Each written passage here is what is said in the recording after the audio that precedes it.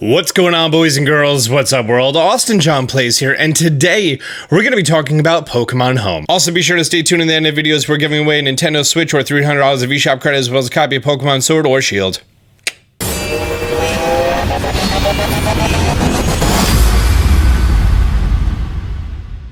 Last night at the Nintendo investors briefing conference video that was put out, we found out about a bunch of things, including Pokemon Sleep, Pokemon Masters, Pokemon Home, Detective Pikachu 2, Pokemon Shirts, and Pokemon Any Word After That. But today, we're going to talk about Pokemon Home, because it is a very, very important thing for true Pokemon fans. Pokemon Home is replacing Pokemon Bank, which is available for the Nintendo 3DS, and essentially what it does is you can take any Pokemon of any Pokemon game and transfer them to the newest game.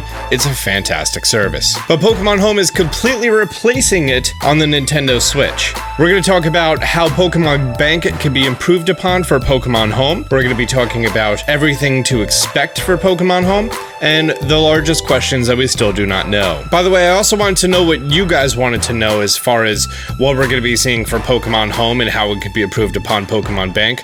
So I'm going to be going over your subjects, ideas, and questions as well. Pokemon Home is going to be released 2020 after the release of Pokemon Sword and Shield at the end of 2019, and it's a storage system with a lot more. It's going to be available for the Nintendo Switch and mobile devices. I'm going to assume at this point it's going to be for iOS and Android. Not only is it going to have the same functionality as Pokemon Bank, but it's also going to have much more of that. From your phone app, you're going to be able to trade Pokemon with someone else who has Pokemon Home, and I think that's pretty fantastic, instead of having to whip out your Switch, go through all the prompts and everything. However, this raises even more questions. For the iOS and Android app, we are led to believe that you're going to be able to trade directly from within the app.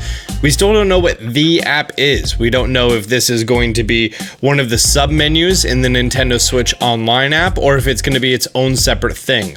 My money is it's on its own separate app. Also, are you going to be able to trade on the Nintendo Switch version of Pokemon Home?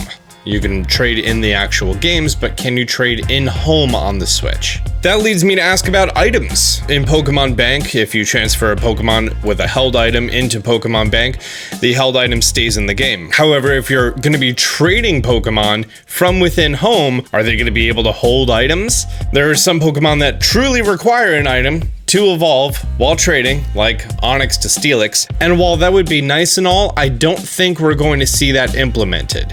Mostly because Nintendo likes to cover their butts. They want to make sure that it's more difficult to exploit their games, and say, for example, in one game you have 999 Master Balls and you give them to 999 Pokemon, you put them in Pokemon Home. Not only could you literally sell those Pokemon for real world profit, but you would also be able to have too far easy of a time in your future game. And I think Pokemon Company would not want you to do that. So it sounds like in Pokemon Sword and Shield and future games, they are going to have a way to obtain every item, just like they do in Ultra Sun, Ultra Moon. Once you make it to the end of the game and you go to the battle tree, you can get all the Mega Evolution Stones, and throughout the rest of the game, there's like so many tiny little hidden items here and there that require like specific knowledge of the event in order to get it. It sounds like they're making more work for themselves, and they're going to have to implement each one of these items in a different way into all of the upcoming games. There are technically 6 Pokemon that have trouble in Pokemon Bank, that being the fused Pokemon, Kyurem's 2 forms and Necrozma's 2 forms. They cannot be transferred into Pokemon Bank no matter what. And that just makes me wonder if they're going to keep that rule or if they're going to get rid of it. I think they're going to keep that rule because those 2 Pokemon have their own original trainer IDs and their own original stats and things like that. And as far as how the Pokemon are transferred over back and forth, it's just pieces of code. So it would be weird having one with literally double the amount of information. Also, how many Pokemon is Pokemon Home going to be able to hold? As of right now, Pokemon Bank can hold 3,030 Pokemon, excluding the game that's currently loaded into Pokemon Bank. Are we going to get more than that for Pokemon Home? I would hope so, because I already have 2 Pokemon bank accounts because one of them is full. For Pokemon Bank, if your account expires in a short period after, of course you're going to be prompted to renew, but you could also withdraw any Pokemon that you would like. You cannot deposit any new Pokemon. And I have not experienced this myself, but some people have said that if your account stays not paid for too long, your bank will erase. I don't know the validity to that, or if that's something that they used to do and they no longer do, or if this is like, hey, it needs to be expired for 18 months, then yeah, that kind of makes sense. Pokemon Bank received an update with Ultra Sun, Ultra Moon that it has a national dex, and that was Pokemon Ultra Sun, Ultra Moon's answer to having a national dex, which I think is baloney.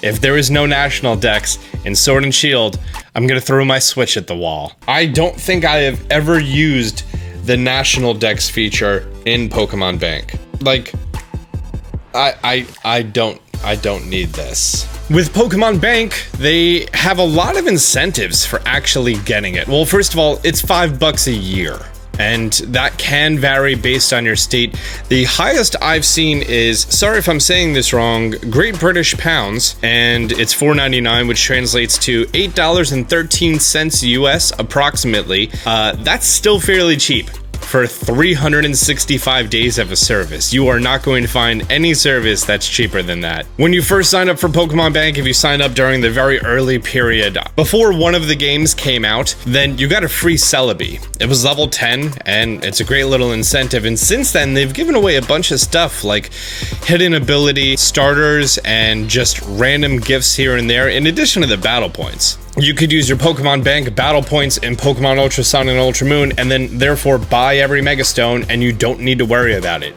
Otherwise, if you don't have Pokemon Bank, you would be grinding through the game quite a bit for these battle points, so it really helps you out in that sense. Next, I want to talk about Let's Go Pikachu and Let's Go Eevee, because that implemented a brand new system that we have never ever seen in Pokemon games. Now, we know that Pokemon Home is going to be compatible with Go and Let's Go, and obviously there needs to be some sort of conversion of the stats to that Pokemon. So I'm wondering, say for example I have a Nidoking that has plus 200 in every single one of its stats because I fed it 200 Nidoran candy. That doesn't very easily equate to the original Eevee stats calculations, and at the same time I don't think it's fair for them to just erase all of the stats. Because one Pokemon can have 255 in a specific stat for effort values, EVs, but a total of 510, would it be fair to then take all of those 200 AVs and convert those into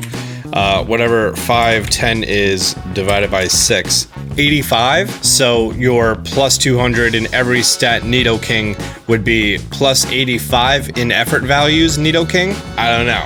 They're probably going to figure out their own equation of that and make it a thing. Kind of like how they did for Pokemon Gen 1 to be transported into Pokemon Transporter, then Pokemon Bank. They're also probably going to do away with size variants just because that's not in the mainline games. Also, in Go and Let's Go, we don't have abilities. And when you transfer over a Pokemon from the Virtual Console, it will automatically have its hidden ability. Does that mean that the Pokemon that we get in Go and Let's Go transferred into Sword and Shield will then have their hidden ability? Because that'd be pretty dope. Seriously, there is no game that is easier to complete your Pokedex in than Let's Go Pikachu and Let's Go Eevee. Also, there's no game to raise your Pokemon's levels in better than Let's Go Pikachu and Let's Go Eevee. I mean, it's fair that it's only the 151 original Pokemon, so it's not like you can exploit this for all 807, 9, whatever we're at right now. I touched on what Pokemon Bank costs, but let's talk about Pokemon Home because there's a lot of questions and speculation to this. One, if you have the Nintendo Switch Online service, are they going to take that and then include Pokemon Home in that fee? I think that's less likely than them still having their own separate, very affordable service of $5 a year. I'd be fine paying $7 a year. I think any more than that, you could start to argue about it, but if you're arguing over $7 a year, you are some sort of frugal I've yet to meet, sir. Or ma'am. Going back to when I talked about Pokemon Home being on iOS, Android, and the Nintendo Switch, we can presume that you don't need to have the Nintendo Switch online service in order to trade your Pokemon on your phone. That seems silly. Unless it's not a separate app and it's within the Nintendo Switch Online app, which that seems even more silly. But my question is, on Pokemon Home on the Nintendo Switch, do you have to have the Nintendo Switch Online app in order to trade Pokemon on Home Switch to another Switch with Home? That's a good question there. We're gonna find that out soon. That's gonna be like a real gray area. Honestly, there's no reason to not have the online app. Just get the online app. Stop asking me about, do I need the online app for this? Yes, you need it for everything. Just get the online app. Tell your parents Austin John said you need it. Although if they made Pokemon Home's storage and trading service free for all Nintendo Online purchasees, then yeah, that'd sell it. Let's sell it hard. Which, when you log into Pokemon Bank, you need to log in with your Nintendo ID, so there is that check there. Also, a tiny little detail that some people may have not noticed in regard to the Pokemon Home cloud-based serviced image that we saw last night. We clearly see that Nintendo and 3DS games in Pokemon Bank can be transferred to Pokemon Home. It would appear from this graph that you need to have Pokemon Bank to transfer over any Pokemon from any of the 3DS titles into Pokemon Home. And at the right side of the graph, we see that Pokemon Go can also transfer Pokemon into Pokemon Home. And then once we look a little bit lower, we see the titles that are available on the Nintendo Switch. To the left of that, we see Let's Go Pikachu and Let's Go Eevee being able to transfer from those two games into Pokemon Home, because, you know, there is that conversion going on, so trade backs don't seem likely. However, if we look to the right, when we see Sword and Shield, we see that you have the ability to transfer to and from those games. Therefore, I would say that all of these services, any Pokemon from the 3DS, Pokemon Go, and Let's Go, are going to be brought up to the current standard of Pokemon Sword and Shield. Whatever it is in Pokemon Sword and Shield, all the Pokemon are going to be formatted to that format, therefore still making it the ultimate version. You know who I think this is fantastic for more than anyone else? People who spent time and got all 150 shiny Pokemon in Pokemon Let's Go Pikachu and Let's Go Eevee. Like, good for you guys. I would be devastated if all of that shiny hunting I did in those games was all for nothing, but you being able to transfer all of them over, that's fantastic. You must be so happy. I've only shiny hunted for, I don't know, 40 hours, and I'm already relieved. It's also important to realize that Pokemon Home is not going to make Pokemon Bank obsolete if you ever plan to play any of the original titles. Oh, they're not visible on screen. If you ever plan to play any of the original titles, which that's that stack up there.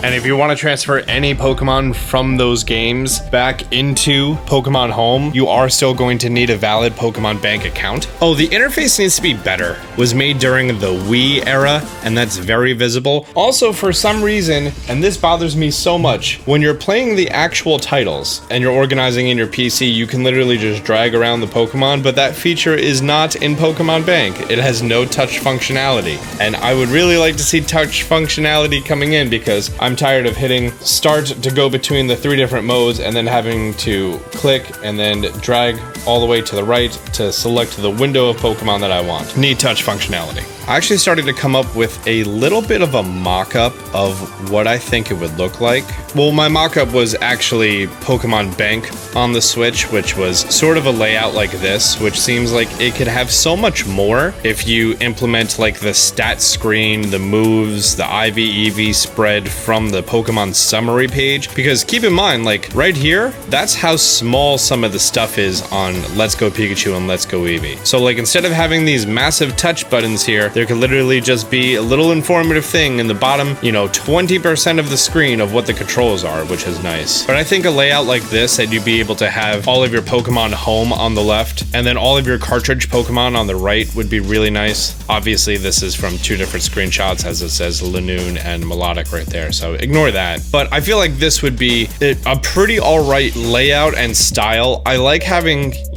some of the summary visible at a glance instead of having to go into each Pokemon and then using the left and right feature. So if they're not left and right of each other, it's kind of inconvenient. Anyways, guys, that's my thoughts on Pokemon Home. All the questions that are left unanswered and all of the things that we would like to see. But guys, I want to know your thoughts. So leave a comment down below. I always check the comments, especially in the first 30 to 45 minutes of a video being posted. We are still doing a giveaway for the Nintendo Switch. Be sure to check the link down below, as you can win a Switch or $300 of eShop credit, as well as a copy of Pokemon Sword and or Shield. Great. So guys, if you enjoyed the video, be sure to hit the like button. It lets me know that you love this sort of content. If you disliked it, leave me a comment on why. That's how I could become a better entertainer for you all. Until next time, Austin John out.